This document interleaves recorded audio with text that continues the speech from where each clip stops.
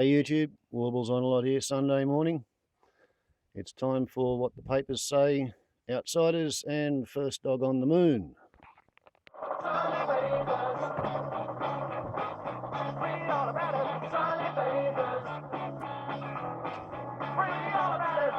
And yes, indeed, papers time. And if you take the Sunday Telegraph and the Sunday Herald Sun's word for it, it's the biggest story in the world this morning. Never mind war, never mind mayhem or political intrigue. No, shout it from the rooftops. Sonia Kruger, pregnant at 48. Yes. It's the baby she has longed for. At 48, Sonia Kruger's dream of motherhood has finally come true after a long struggle. Mark this moment, for in years to come, people will ask, where were you when you first heard the news that Sonia Kruger was happily with child? Sorry, this is not a mere child. This is a miracle baby. An infant thus worthy of awestruck national attention. But only for a moment. For this morning's Sunday Telegraph also bears witness to Ryan Tandy's final interview. A headline that may provoke about as much concern among many readers as the news that Sonia Kruger is either A, pregnant, B, bloated by wind, or C, who cares?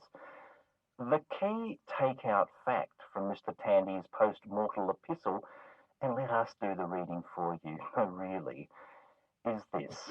NRL players used urine from clean teammates to avoid positive drug tests. This factoid conjures a fresh mental picture of NRL dressing rooms. The rich smell of liniment, the heat of exertion, the edge of adrenaline, and the happy clink of freshly warmed beakers passing from hand to hand. Moving on, and apart from piss and pregnancy, what else confronts us this morning? Well, in the Fairfax papers, columnist Annabelle Crabb argues that Julie Bishop is the only person who can handle Clive Palmer, while Brisbane's Sunday Mail is nothing if not optimistic. Alison Baden-Clay's special nurturing of her three daughters is helping them flourish. Despite them losing both their parents, her family has revealed. Adelaide's sister Sunday Mail contemplates a dour prospect. Families face higher taxes and hikes to interest rates if the Senate fails to pass tough budget savings measures, the Prime Minister has warned. While in other politics, the Sunday Telegraph suggests that the government's proposed GP co-payment may be up for tweaking in this parliamentary sitting week. Or as they put it, kids' jabs cut from doctor tax. While in the Sunday Age, it's education funding that takes the spotlight. The federal government will examine slashing billions of dollars worth of research funding from universities if Parliament blocks its sweeping higher education changes. And it's also the Sunday Age that takes the points for the morning's most teasingly cryptic piece of headline writing.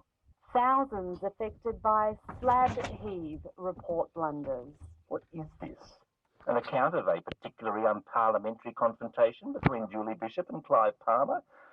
Well, no. Melbourne readers are advised that cracked walls, jammed doors and windows and tilting floors from slab heave under new houses is an ongoing problem in the city's north and west. So it seems we can now add slab heave to a growing glossary of bright and evocative phrases that have slipped gracefully from technical journals and obscure industrial jargon to everyday use.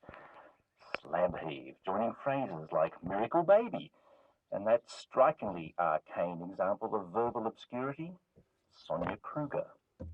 Tweet of the week. Yes, how did you go? Well, congratulations to Adrian Hill of Petersham. He was the early bird that caught the worm. In the case of our tweet of the week, our new segment. Here's the mystery tweeter again.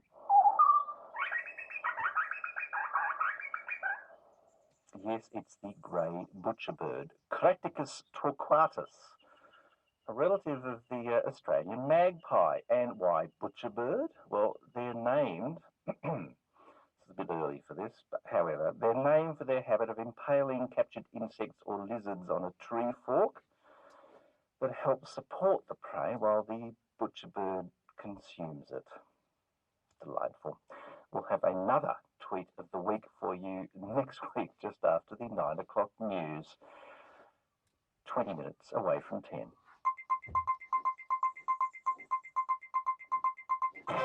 Time now for Outsiders. I'm Barry Cassidy and you're not. And our thanks to Uncle Barry.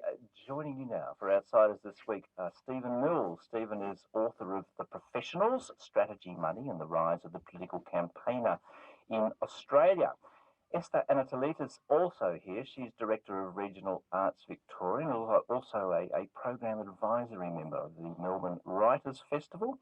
And Kerrod Green here too. He's founding president of the University of Sydney Libertarian Society, associate editor at Menzies House. That's on the internet. Welcome to you all.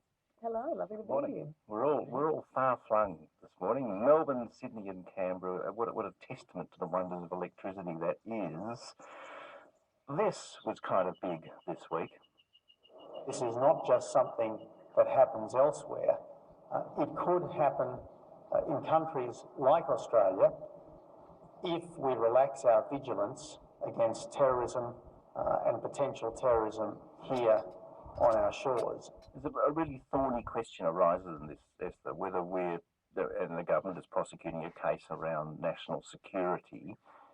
Is it waging a war on terror or a war on Islam?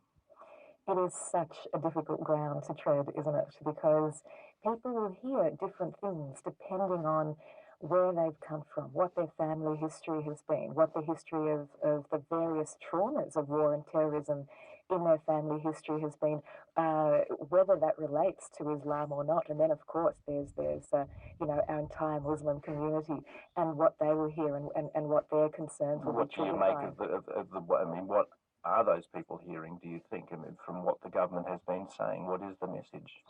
Well, the message seems to be that, our eyes are open for all sorts of potential threats, and we're going to look very, very broadly at those potential threats. And so I think there are many people who are feeling under surveillance and under that eye, whether it's the government eye or whether it's the eye of others who have heard that call from the government. So I think there are many people who are probably feeling concerned. And Kerrod, is it reasonable that net should be so widely cast?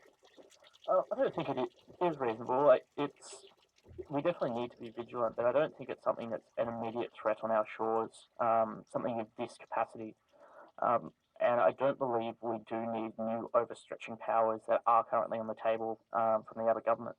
Well, this is the interesting thing, isn't it, Stephen? I mean, the threat is there, and national security.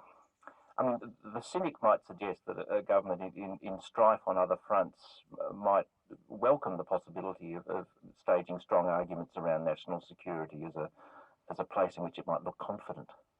Sure, and I think we've got to look at this as so much through the prism of domestic political calculation. There is as yet no evidence produced that beheadings are likely to take place in Australia.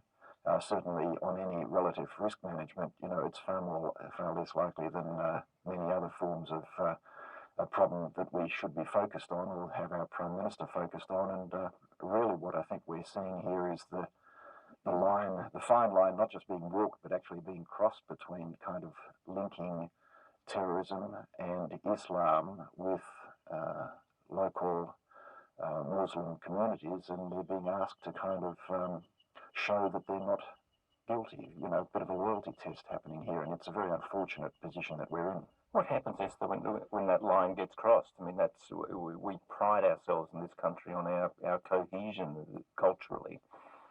I mean, it's dangerous what's happening.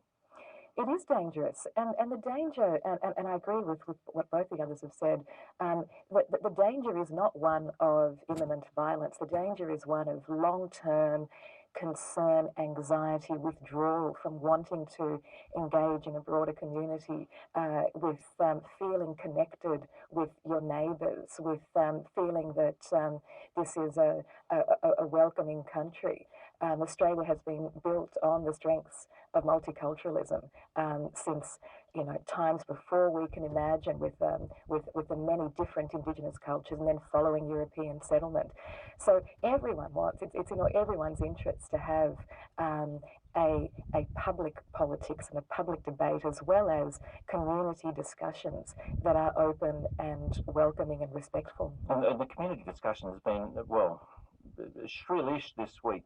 Kerrod, I don't know if you saw the Daily Telegraph front page on the morning after the James Foley execution. Now, most media outlets chose to take a fairly subdued grab from that execution video.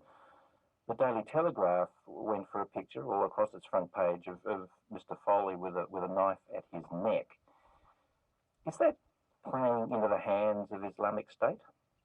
I think it kind of is, because this sort of action is intended to get people's attention, intended to try and get more people on their side and draw more people into their cause. And putting it onto front pages in Australia is sort of encouraging a foreign involvement, and to get that foreign involvement into that nation so they get more people fighting along with their cause.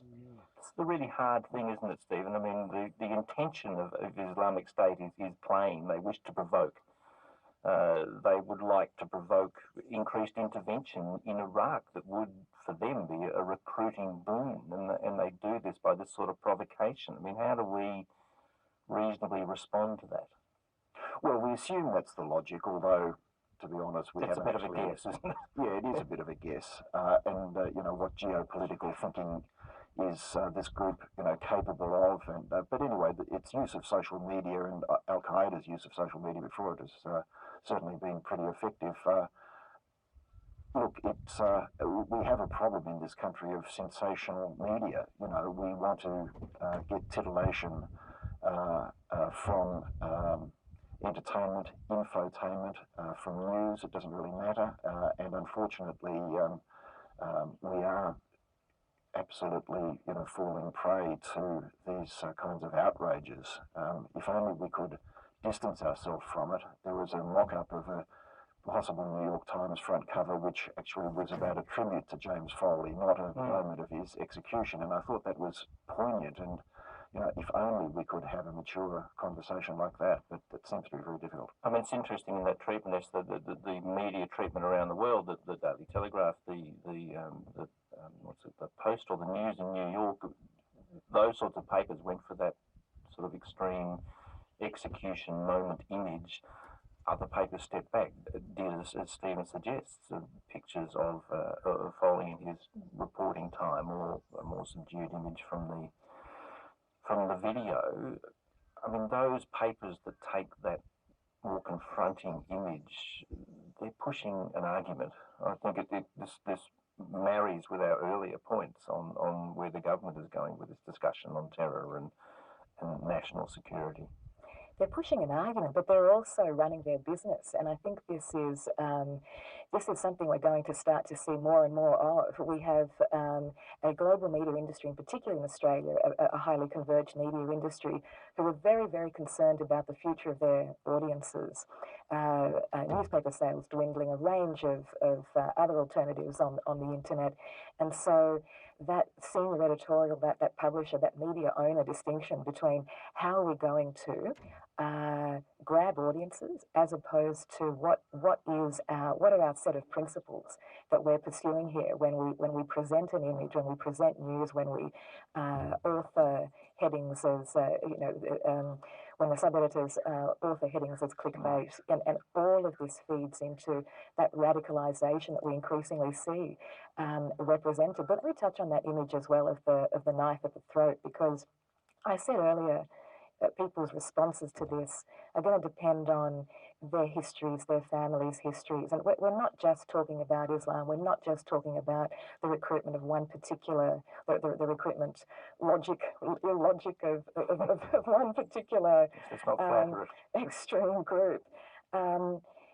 But there isn't a family in Australia that hasn't been touched by some kind of traumatic history of war. And I give my own family as an example from Greece, a country that has obviously suffered many wars, internal, civil wars, occupations. And a story that I was raised with was my mother's very earliest memory is of a knife, quite a large knife, a shiny knife as she remembers it, at her mother's throat. with a couple of rebels in the house who were asking where a particular uncle was, and my grandmother had somehow the strength and the focus to give a story which was not the truth. And had she given the truth that he was hidden in the shed with the goats, then she and the family would have been killed as they had seen others killed. Now, these are stories that are part of all of our families' histories in Australia, the histories of people in your workplace and people in your neighbourhood. And that's something that our media and possibly our politicians don't always have in mind when we see what's on the headlines and we hear the political grabs. Nice point to leave that part of our discussion. I think that this is Outsiders, Stephen Mills, Esther Anatolitis and Kerrod Green. 10 minutes away from 10. Parliament back this week, and of course, well, hanging over its head is the uncompleted business around its budget. So here's a little list. The GP co-payment, the fuel levy indexation, changes to welfare, changes to higher education, the mining tax is still in play, not to mention paid parental leave. Kerrod, what can we expect here? We saw late last week the government switch its rhetoric from a budget emergency and crisis to something that was pretty much complete and done. Is it really that low key? I don't think it is. There's a lot of structural issues currently sitting in the Australian budget that need to be addressed, and these issues that still haven't gone through are addressing it in a sense. The GP co-payment, unfortunately, has been promised with a medical research fund rather than paying down the debt, and it's going to be harder to get support on that when it's being used to fund a new spending measure rather than cut costs. Yes, it's confused, isn't it? Yeah. The other thing is the refusal to scrap the PPL, which is another big government spending measure, which all the crossbenchers pretty much indicated they're not going to support and is not a vote-winning policy. There's a few other things there. I mean, the cuts to education, there needs to be some reform in there with a high amount of HECS debt not being repaid, as well as the fact that the government is actually losing money on those debts as the loans are, the repayments are below that of the bond interest rate. Stephen, what did you make of that switch in rhetoric? The budget crisis gave this sort of sense of the government being incapable of managing that crisis. Yeah, look, I think there's been a lot of problems in terms of a garbled message from the government. I think that's been pretty widely acknowledged.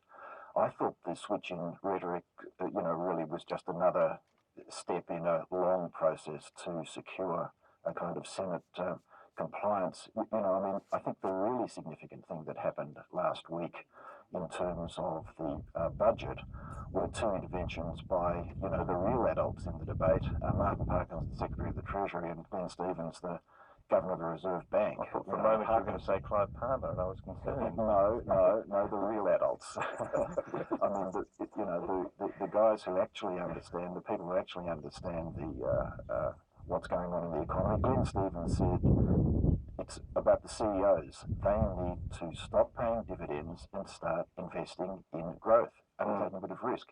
Incredibly significant message, and unfortunately it's kind of been lost. But I think what he said, and then Martin Parkins is saying, well, yeah, look, really, we should have just done a little bit of tax reform as well as spending cuts to address the structural deficits yes. in the two really important interventions. As you say, the genuine adults intervening in the conversation. I mean, that will play out this week as Parliament resumes, as more of those measures are trotted up to the Senate for their approval or otherwise.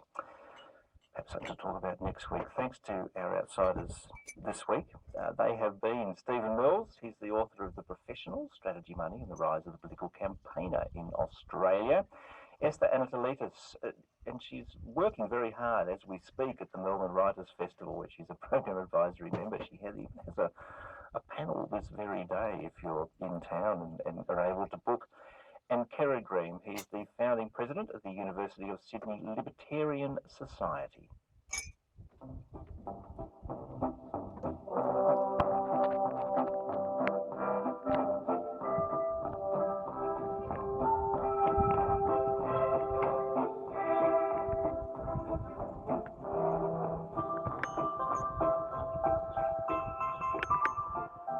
Hello, Patriots, and welcome to First Dog on the Moon's Guide to Modern Living.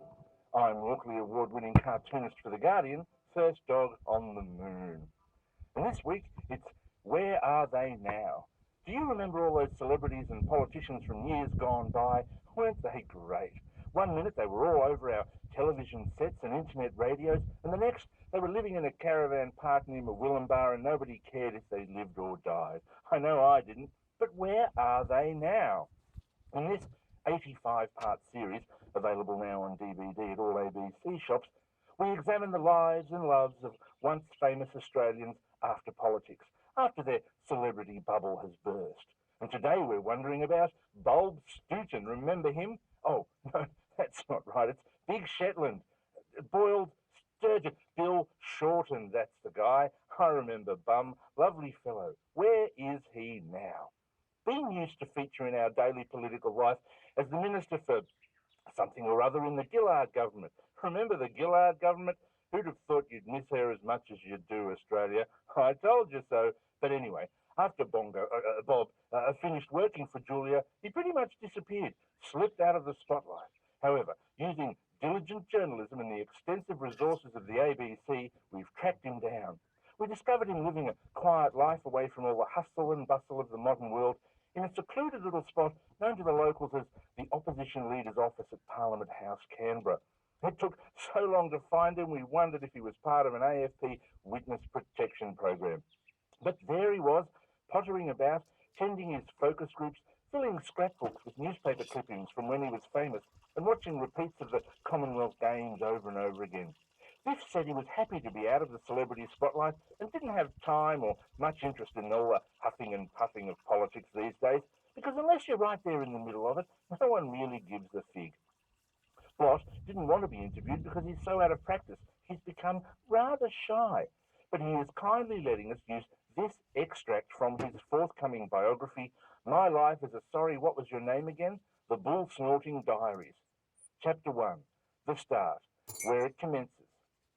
Dear Diary, up at the crack of dawn, the morning, the beginning of the day, a quick shower, a shower which was both brief and yet also effective for personal hygiene, as showers often are and can be, then some breakfast, the first meal of the day before all the others. I wasn't sure if I should have toast or a bowl of cereal, so asked one of the resident focus groups who said toast was more statesmanlike. Then I asked the team to consult with the focus group again on whether it was better to have Vegemite or jam, and of course, if it was jam, which flavour it should be, but the focus group said Vegemite would be more genuine. So I went with that. With butter, obviously, to support Australia's dairy farmers. Not that there's anything wrong with being a margarine scientist or whoever they are. Some of my best friends eat margarine, but that was what the focus group suggested. After consulting the focus group again, I had a cup of tea. And by then it was 11 in the morning, so I needed to get into the office, which I did by car, after first workshopping how I should get there. And funny story, the focus group first suggested a hot air balloon, but that was because one of the staff has added a 0 to the focus group numbers, and a lucky thing too, because where was I going to get a hot air balloon to travel to work at short notice? I would have been stuck at home all day. After looking at the outcome of various analysis, I left the house by the front door. And as I drove to work, I thought to myself, I do have some important things I'd like people to know. If only there was a way to get people to broadcast my opinions and ideas around the country. Oh well. And that's where we'll leave Ben Spor until next time. Thanks for listening, Patriots. This has been First Dog on the Moon's Guide to Modern Living, proudly brought to you by the First Dog on the Moon Institute.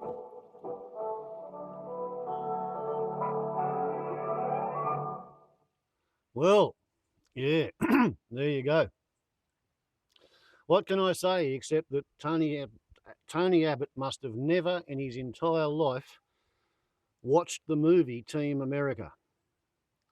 Otherwise, he wouldn't be trying to do a pale, shallow, facadist imitation thinking that it's going to go over well. I mean, Team AmeriKa was a caricature. It was like Maxwell Smart. It was like Spy versus Spy in the Mad magazines. The idea that Tony Abbott wants to tell us all, everybody, that we have to be on Team Australia, and if we don't agree with him, then we're a wicked, evil potential enemy, because he's the captain of Team Australia. Tony Abbott and Team Ozwankia. That's the the connotation that he succeeds in dredging up from my mind, it's just a joke. It's insane. Somebody should explain to these liberal, national, Labor-oriented security, allegedly, well, they are security professionals because they get paid to be paranoid, but somebody should explain to them that the result of somebody having gone halfway around the world to join any kind of revolution is they either stay there or they get totally, because they stay there because they like it, they want to live in the middle of it, or they become totally disillusioned. And when they come home, they recognise that all the propaganda which motivated them to go and join the army to get their head shot off was complete crock of shit. So if any Australians are growing up in the western suburbs of our cities and deciding that they're going to run away and play Jyad for a while, they'll either stay there forever because they like living somewhere where people cut each other's heads off with pocket knives, or when they come home, they'll be like the Vietnam veterans against the war who used to march in the peace rallies during the 60s and the 70s. They've been there, they've seen there, and they don't want anybody else to have to go there. You're not going to get somebody coming home from running around in Syria or Iraq playing at jihad in the Islamic Caliphate, returning back to Sydney thinking it's a great idea to live like that, fellas. You know, it was just so much fun with no electricity and mortar fire and rockets and drone strikes. It's not going to happen. This entire publicity effort on the part of the Australian government appears to me to be an attempt to draw the population's attention away from the extraordinarily ridiculous budget measures which the government is still trying to get through the Senate, even though they know that nobody's buying it. It's fairly obvious that Tony Abbott had no plan at all whatsoever except to seize power and find out what the fuck he could do once he got there. And it really seems to me that Tony Abbott is treating the Muslims in 2014 in the same way that Hitler treated the Jews in 1933. Just pick an ethnocentric outgroup, tell lies about them, describe Muslims in Australia as an immigrant group, when in actual fact, Muslims in Australia, 55% of them, are born in Australia. So where does your bloody Team Australia fantasy get you there, Tony Abb, bott? I figure the Australian population will run away from him just like Fruit Loop is running away from Mr. Whitetail. Leaving poor little Feisty on his own, dreaming of the day when he's old enough to actually properly chase the ladies. Warbles on a lot to YouTube. Can't talk any longer. I'm about to have a visit from my son and his new Facebook official girlfriend. Ciao.